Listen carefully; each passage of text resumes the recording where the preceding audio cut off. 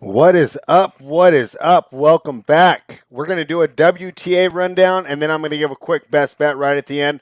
Not a lot of matches tomorrow, so I'm just going to go through, give my thoughts on all of them, and then, at the very end, I'm going to go ahead and give out a bet for everybody. So let's go ahead and look at the lines for tomorrow. I'm going to use the lines offshore from Bookmaker, and away we go. The first match I will be talking about, Alina Svitolina is playing Kristina Mladenovic.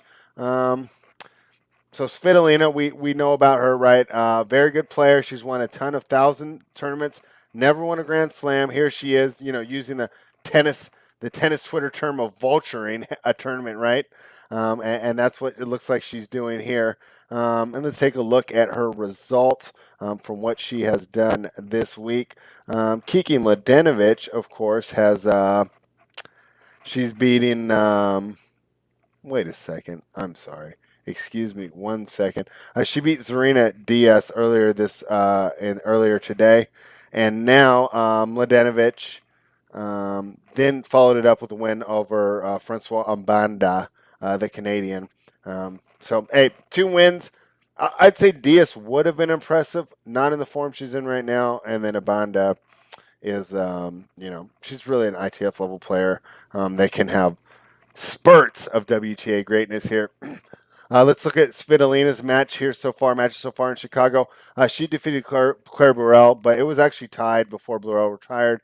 Then she beat Fiona Farrow. So not a lot to talk about from either side as far as results. Let's look at this line. It's pretty steep. Svitolina is minus 526 on the money line. That's obviously unplayable. Mladenovic plus 369.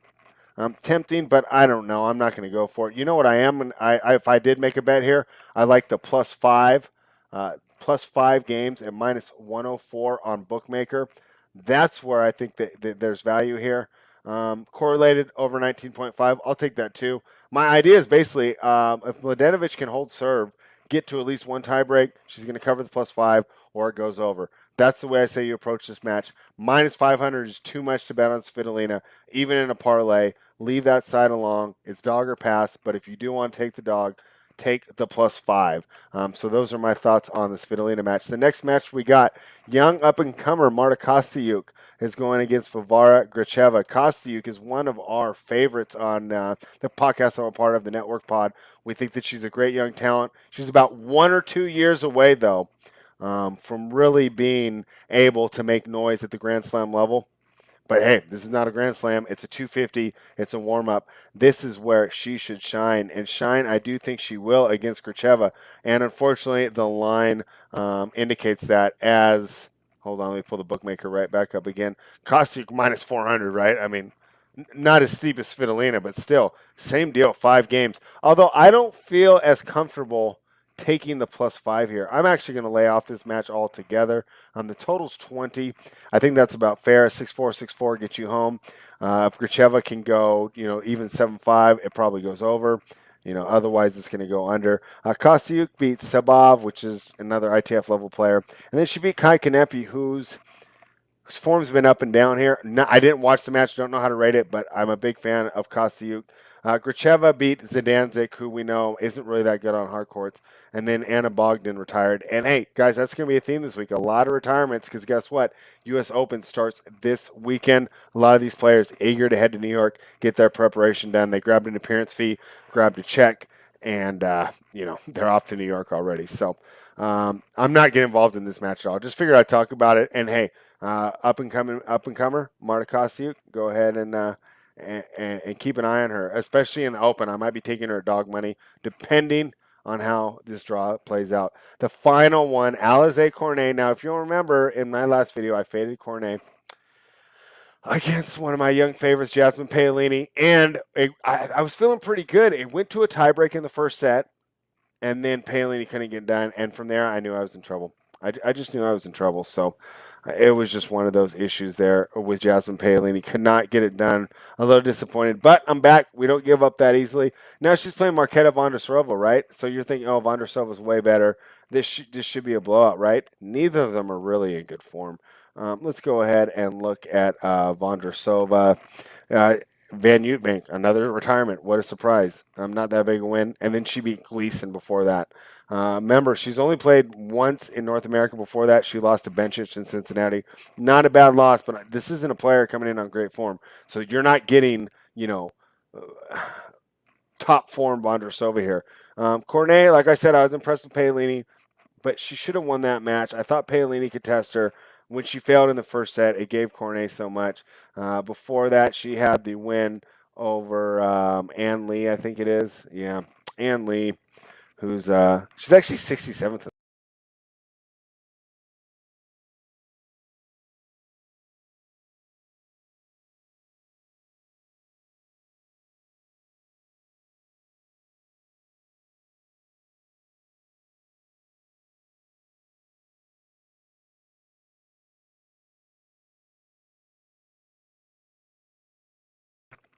And I am sorry for that delay.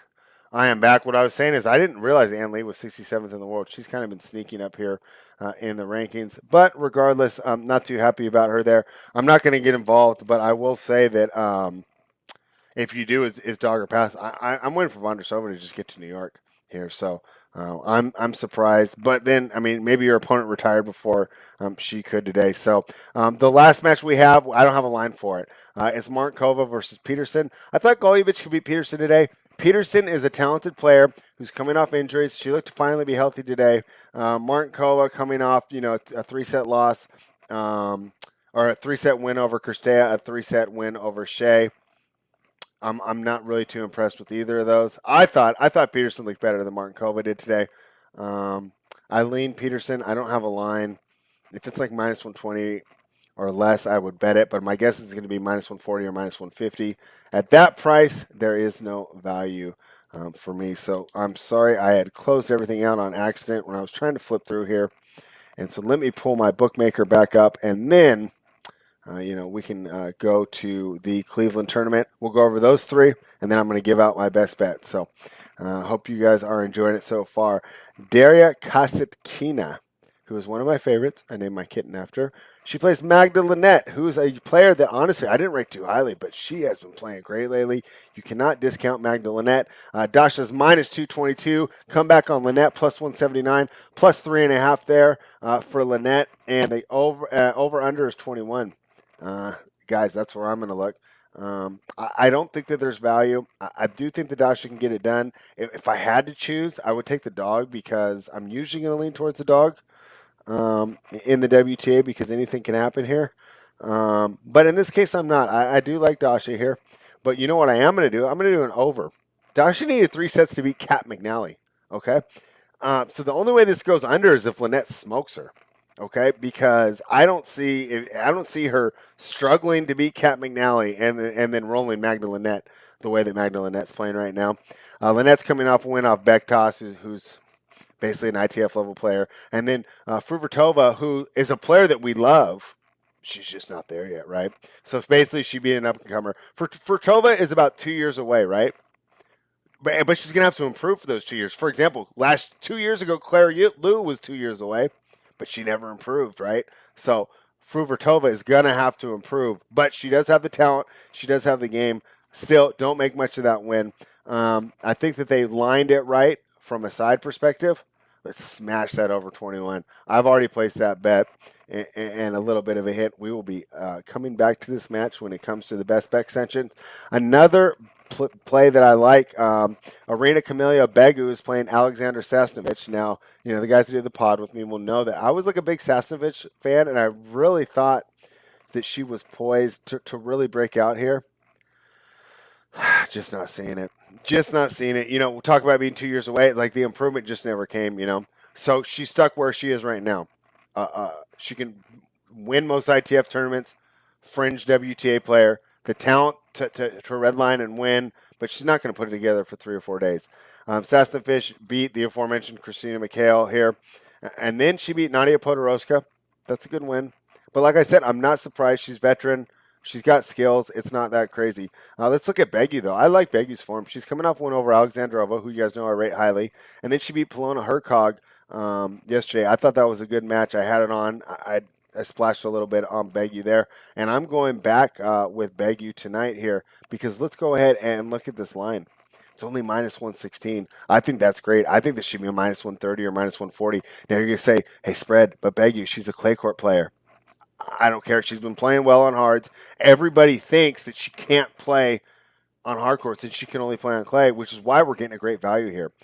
So I hate to go against Sasnovich. You know, I've been a Sasnovich fan, but unfortunately, Begu's the play here.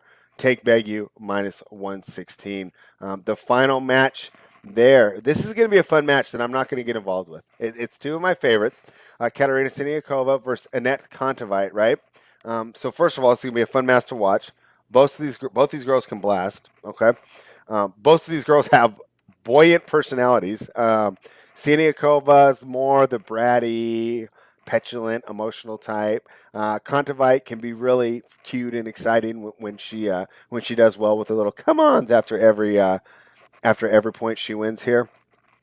Unfortunately, I can't get involved here. They put a nice line. Annette Kontaveit's minus 159. The comeback on Siniakova is about plus 125 or plus 129. That's right. Props to bookmaker. Props to the bookies. That is the correct line for this match. So I can't get involved. Minus 2.5. If you are going to get involved, I say lay the 2.5 because I think that the minus 160 is too crazy. I think if Annette wins, if this money line wins, the spread wins 90% of the time. I don't see how, she's not going to win 2 tie breaks. Of course you're worried about her tanking a set there, but Siniakova is more likely to tank the set than Kontaveit, so that's why that 2.5's there in play. I lean Kontaveit, but it's no play. Is there any matches for tomorrow that I do not have a line for? And the one that I do not have a line for is going to be Sorribes Tormo versus Shuai Zhang. My guess, they're going to put Shuai Zhang about minus 130, minus 140. I guess if it's less than that, you can jump in on Zhang. If not, Torma is actually a tough fade right now because she has been playing so well. So, guys, that was a quick rundown here. Oh, Kenny, don't draw me into this. Kenny's asking me any qualities for the U.S. Open. All right, Kenny, I'll pull it up. But I'll tell you what, I looked earlier today, and these lines were steep. So I'll go ahead and look at tomorrow. Sharma's minus 287 versus Susan Bendechi. I played ignorance. I haven't seen Bendechi play. Harmony Tan's minus 400 against Marina Melnikova. Another one. I have to play ignorance. Despina Papa Mikhail against Dalma Golfi. Nope. Here's one. Ursula Radwanska, right? So that's Aga's younger sister. She's going against Federica Desara. She's minus 147 there. Maybe. I don't know. I don't want to make minus 140. Era Buena's playing Masarova. Masarova is minus 208. Era Buena really shows she's plus 166 to an ITF level player in qualifying. Shows you how far she's fallen off. Shramkova is playing Brantmeyer. Nope, I'm not getting involved in there. Slicing and dicing with Monica Niculescu, minus 303 against Samantha Murray. Nope, we're not getting involved in that one. Bonaventure, this is a good match. Okay, so this is one that I've actually watched both players. Yuselin Bonaventure is plus 166 against Rebecca Marino. Rebecca Marino, the young Canadian, I think this line is right. I'll tell you what, guys, there's not a lot of stuff that I can bet here. Christiane versus Jones, minus 143, that's nice. Buzarnescu down to plus 119, shows you how much she's fallen off as well. So, Kenny, these qualies, maybe next year I'll be able to. I haven't watched enough ITF. You have to watch ITF to do U.S. Open qualies. Okay, because a normal tournament's 64 players, right? So now the U.S. Open goes up to 128.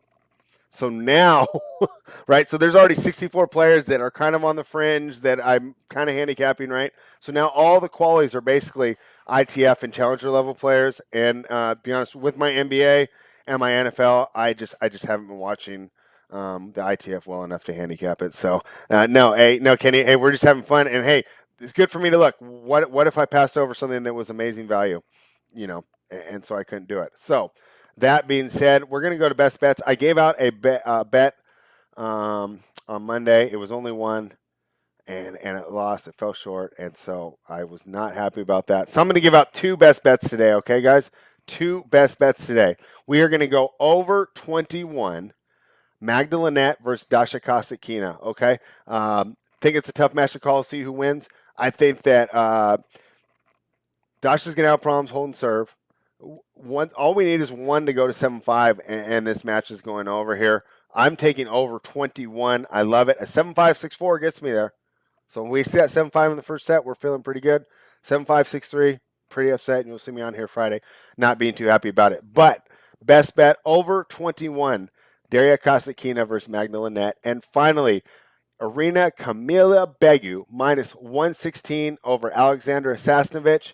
I mentioned it earlier, but I think that Begu, everyone says she's a clay courter. She's not just a clay courter. She can play on hard. She's being undervalued in her current form and her current run because too many bettors, too many punters, and maybe the bookmakers themselves are just saying, hey, she's clay only, right? And a match that we just touched on for a tad.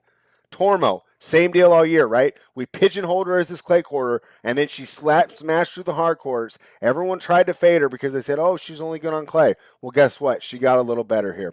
So I feel that's the same way with Begu. It's a player who's coming around against Sasnovich. Hey, at her best, I'll lose the bet and I'll take it. But I've watched Sasnovich a lot, and her best is about 20% of the time she plays. Okay, so there's other 80% of the times, Begu's going to come through. Begu's more consistent. I love her form right now. Don't trust Sasnovich. And if there's anyone who wants to get out of town and get to the U.S. Open, it would be young Miss Sasnovich and not Miss Begu, who I think wants these 250 points from this tournament a little bit more. So, guys, thank you, everybody, for hanging out. Remember, I'm doing this courtesy of Run Pure Bets. If you're not already a member, head on over to runpurebets.com. Use the promo code BETS25 off. You'll get access to plays like these, the ones I just gave out today. You'll get JJ's ATP. He does the men's side a lot better than me. I like the men, but JJ's doing great on that. You got Joey work for his baseball. It's fantastic stuff. You got Tyler. He's like, 9-3 on preseason or something ridiculous. We all know how well the Sports Keg does in NASCAR and UFC, so I don't need to tout that anymore. So if you're not a member, I don't know what you're doing. Use the promo code BETS25 off. Thank you, everybody, for hanging out. Dasha Kasatkina over 21. Begu minus 116. Those are my best bets. Place them, and let's run pure.